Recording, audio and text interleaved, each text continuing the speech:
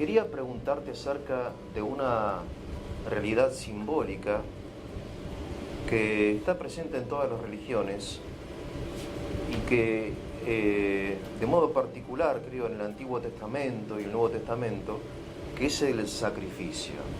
Todos conocen el relato del sacrificio de Isaac, ¿no? Cuando Dios le manda a Abraham sacrificar a su hijo y al final el mismo Dios lo impide, ¿no?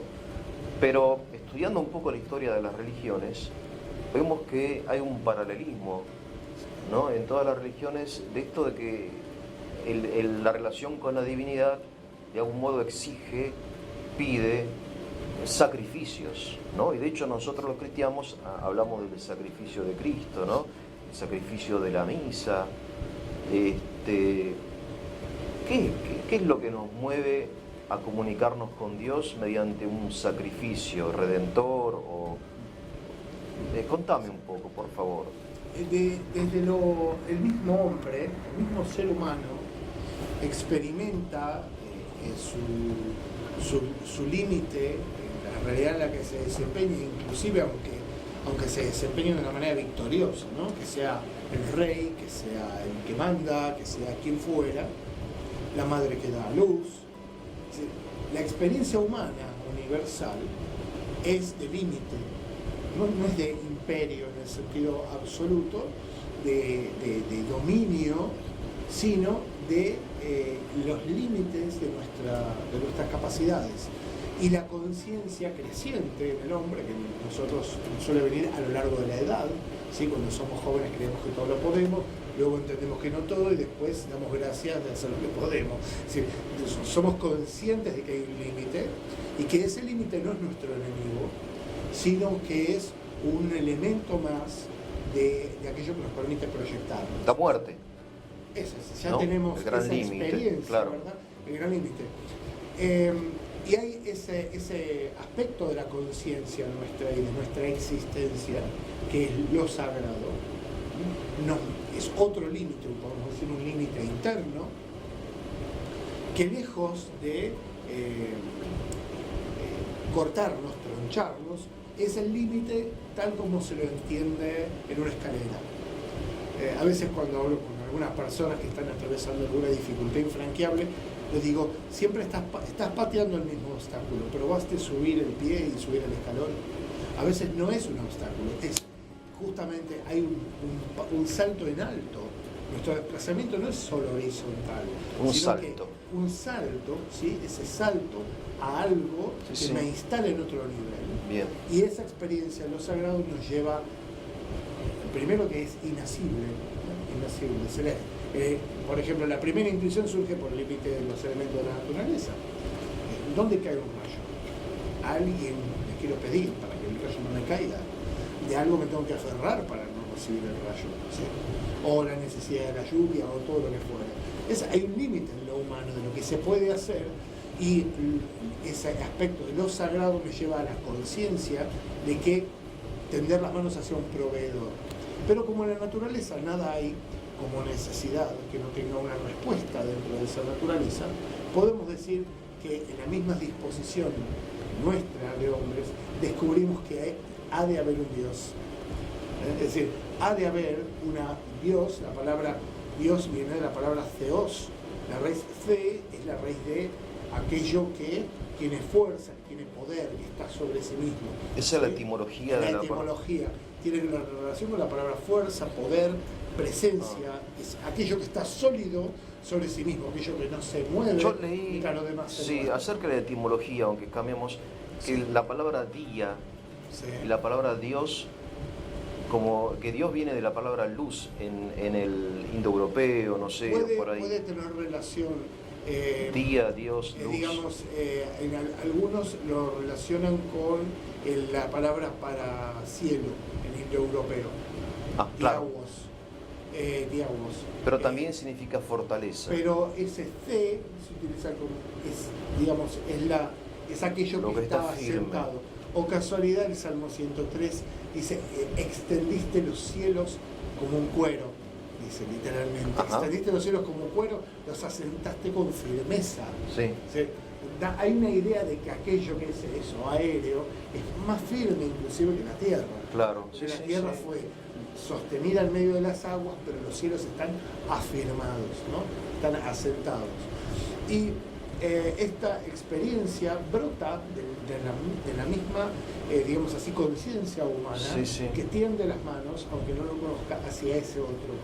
Bien, pero ¿por qué el sacrificio? El sacrificio es justamente aquello que me permite saltar el escalón.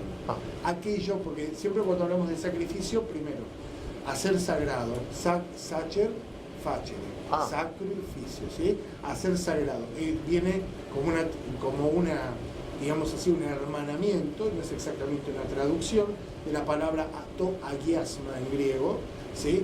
Que es aquello que contiene lo santo, aquello que es vehículo objetivo de lo santo. Realmente los sustantivos terminados en ma son, digamos, la parte concreta de la realidad. Ahora, hay mucho de diabólico en todo esto, en todo esto de la religión, porque vos tenés los sacrificios, por ejemplo, de los aztecas, que sacrificaban a los niños para aplacar no sé, al dios Sol, o a los fenicios, y toda esta cosa rarísima. San Pablo lo plantea en los Hechos de los Apóstoles como un progresivo descenso de los tiempos, ¿sí? En los cuales los hombres, habiendo conocido a Dios, no supieron honrarlo como era debido, sino que se hicieron representaciones de las aves que vuelan y de los peces que andan en las aguas, de lo que está en la tierra, y dice, Dios los dejó entregados a sus pervertidas costumbres, y así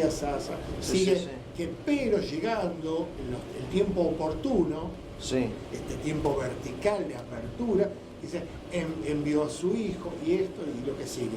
Es decir, es un retorno, la venida de Cristo abre una resignificación y una transformación de ese tiempo que nosotros conocíamos.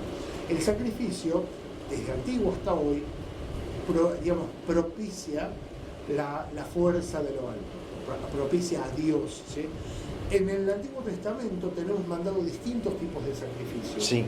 Tenemos un sacrificio de comunión, por el cual tenemos el sacrificio de alabanza, sacrificio de acción de gracias. De acción de gracias es por un beneficio recibido. Se da en justicia a quien corresponde. El de alabanza, frutos de la tierra, animales, por ejemplo, no sé qué. Claro. Pero hoy uno, por ejemplo, sacrificio de rescate, porque lo que subyace a los mandamientos del Antiguo Testamento es podemos decir, la legislación fenicia. Es decir, el primer hijo había que sacrificarlo por ley al Dios de ellos. Lo que hace la ley del Antiguo Testamento es permitir cambiarlo por un animal. Por eso se llama rescate. Sacrificio de rescate es que se da un becerro o un cordero de 1 año, sin mancha, para rescate de esa persona y poder ofrecerlo en ese lugar, porque el hijo se le debía a Dios. Estaba esta idea. Lo que hace... Qué interesante, claro, uno no sabe esas cosas. Lo eleva, ¿sí?, de vuelta al sacrificio como un acto espiritual de reconocimiento de Dios como fuente de la vida. Y sobre todo el primogénito, como todo lo que tiene el concepto de cabeza, de comienzo, es de alguna manera el resumen de todo lo que viene después. Por eso se santifica por la primicia de las cosechas, la primicia del nacimiento del animal, se santifica, se lo separa de vuelta, y se lo eleva por medio del humo que sale del fuego, porque se lo quema, un holocausto, algo que está todo quemado, ¿sí? Eso se lo transforma, podemos decir, algo etéreo, para que suba a Dios. Claro. Entonces, el resto, de acuerdo a estas disposiciones, quedaba santificado, podemos decir, rectificado, purificado, también como un usufructo delante de Dios. Entonces, el sacrificio va ocupando distintas. De hecho, generalmente, cuando queremos hacer un esfuerzo extra para conseguir algún bien material, y bueno, hay que hacer un sacrificio, pero vamos a poder comprar la casa, ¿sí? Digamos así. El sacrificio en la esfera humana, del trabajo, por ejemplo, es un esfuerzo digno y limpio, ¿sí?, que me permite un usufructo legítimo. Subyace en ese uso laico la comprensión religiosa de que todas las cosas son debidas debidas a un nacedor y que de alguna manera en homenaje tenemos que religarnos por medio del sacrificio.